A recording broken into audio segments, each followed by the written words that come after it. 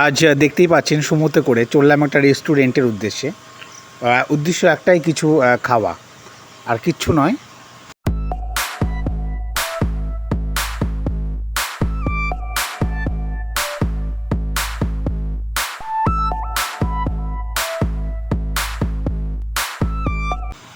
গাড়ি থেকে নেমেই বেরিয়ে পড়লাম এবং আপনাদের দেখাবো সেই রেস্টুরেন্টটা।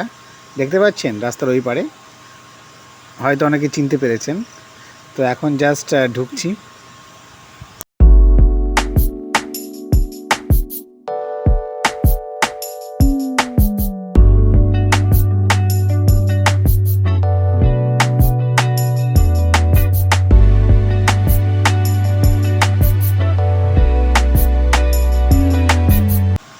বসে পড়লাম সিট নিয়ে, এবার অর্ডার দেওয়ার পালা। অর্ডার করলাম, কি অর্ডার করলাম আপনারা একটু পরেই দেখতে পাবেন। প্রথমে আমি নিলাম লেমন সোডা, তো এটা খেলাম, খুব সুন্দর করেছে। তারপরে আমাদের অর্ডার মতো চলে আসলো কফি।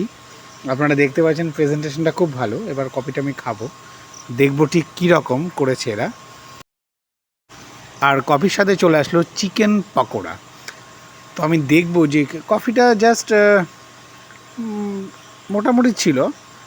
এবার চিকেন পকোড়াটা আমি খাবো।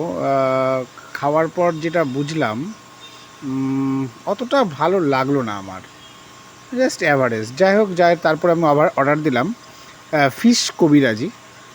তো সেটা দেখবো কেমন।